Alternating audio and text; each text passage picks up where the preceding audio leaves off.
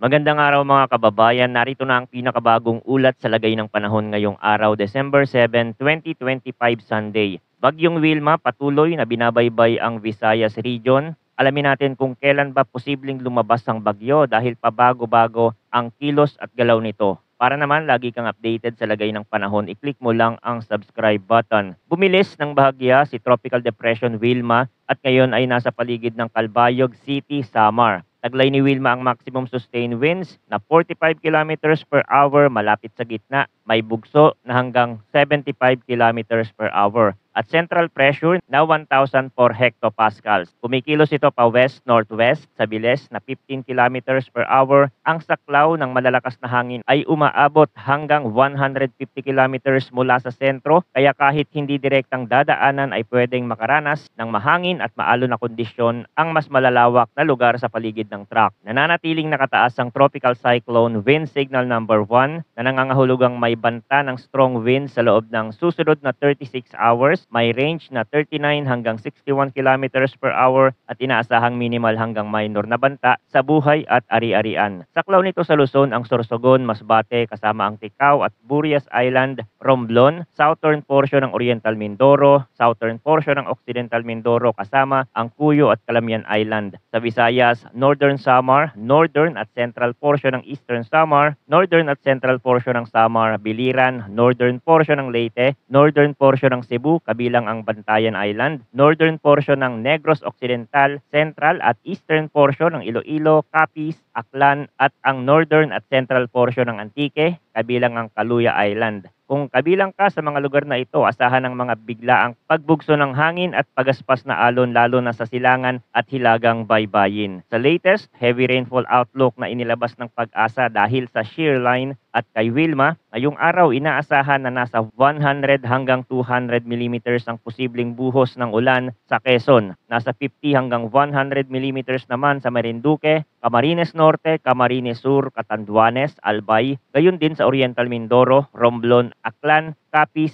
at Antique. Bukas, inaasahang 50 hanggang 100 millimeters ang posibleng maranasang mga pag-ulan sa Cagayan, Isabela at Aurora, pati na rin sa Palawan. Pagsapit ng Tuesday, December 9, posibleng umabot sa 100 hanggang 200 millimeters ang ulan sa Isabela, habang 50 hanggang 100 millimeters naman sa Apayao, Kalinga, Mountain Province, Ifugao, Cagayan, Quirino at Aurora. Tandaan na sa bulubundukin at matataas na lugar, pwedeng mas mataas pa sa forecast ang aktual na ulan dahil sa orographic cliff. Dagdag pa rito kung may significant antecedent rainfall na sa inyong bayan, mas madali nang magkaroon ng flash floods, pagtaas ng ilog at pagguho ng lupa kahit moderate lang ang kasunod na buhos. Kaya makinig sa mga localized warning ng LGU at maghanda sa posibleng preemptive evacuation. Sa track at intensity outlook, mahalagang ipunto na kahit wala tayo sa mismong landfall point, maaari pa rin nating maranasan ng heavy rainfall at malalakas na hangin dahil sa lawak ng rain bands at wind field.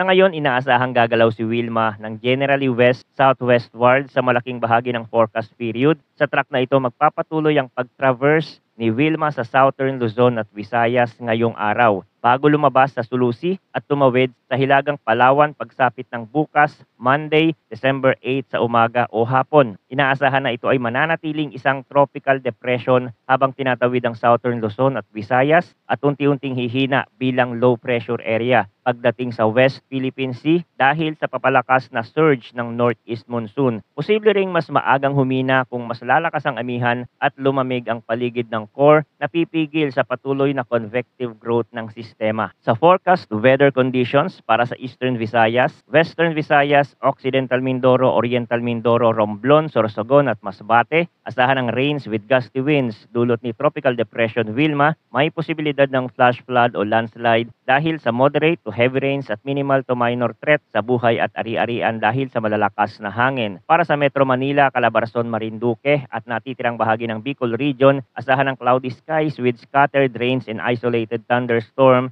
dulot ng shear line. Posible ang flash floods o landslide dahil sa moderate to heavy with at times intense rains. Para sa Palawan at natitirang bahagi ng Visayas, cloudy skies with scattered rains and thunderstorm ang posibleng maranasan dahil kay Tropical Depression Wilma. May posibilidad ng flash floods o landslide dahil sa moderate to at times heavy rains. Para sa Cagayan Valley, Cordillera Administrative Region, At Central Luzon, cloudy skies with rains dahil sa northeast monsoon. May posibilidad ng flash floods at landslide dahil sa moderate to at times heavy rains. Para sa Ilocos Region, partly cloudy to cloudy skies na may isolated light rains dahil naman ito sa northeast monsoon at generally no significant impact. Para sa Mindanao, partly cloudy to cloudy skies na may isolated rain showers o thunderstorm dulot ng localized thunderstorm. May posibilidad din ng flash floods o landslide tuwing may severe thunderstorm. Ngayon naman, update din tayo sa 24-hour na sea condition outlook. Asahan ang very rough seas sa piling baybaying dagat. Hanggang 5 meters sa mga seaboards ng mainland Cagayan, Isabela at Aurora, pati na sa northern at eastern seaboards ng Polillo Island at Camarines Norte. Hanggang 4.5 meters naman sa eastern seaboards ng Batanes at Babuyan Island at ng northern mainland Quezon, gayon din sa northern at eastern seaboards ng Catanduanes at sa northern seaboards ng Camarines Sur. Sa ganitong taas ng alon, mapanganib ang paglalayag para sa lahat ng uri ng sasakyang pandagat, manatili sa pantalan o pumasok sa ligtas na himpilan hanggang humupa ang hangin at alon. Sa rough seas, posibleng umabot sa 4 meters ang natitirang seaboards ng Batanes at Babuyan Island at ang seaboards ng Ilocos Norte. Hanggang 3.5 meters naman sa eastern seaboards ng Albay at Sorsogon at sa seaboards ng Northern Samar. Hanggang 3 meters sa mga seaboards ng Ilocos Sur, La Union at Kalayaan Island, pati na sa western seaboards ng Pangasinan at sa eastern seaboard ng Eastern Samar. Kung motor bangka o maliit na bangka ang gamit, iwasang pumalaot sa mga kondisyong ito, lalo na kung hindi kumpleto ang safety gear o kulang sa karanasan ng tripulante. Para sa moderate to rough seas, asahan ang hanggang 2.5 meters sa natitirang seaboards ng Pangasinan, sa seaboards ng Cagayan Silio Island at sa eastern seaboards ng Dinagat Island, Surigao del Sur at Davao Oriental. Hanggang 2 meters naman sa western seaboards ng Bataan, Batangas, Lubang Island, Palawan at Antique, sa natitirang seaboards ng Quezon at Camarines Sur at sa seaboards ng Zambales, Romblon, Marinduque at Cuyo Island. Gayon din sa southern seaboards ng Occidental Mindoro at Oriental Mindoro, sa northwestern seaboards ng Masbate,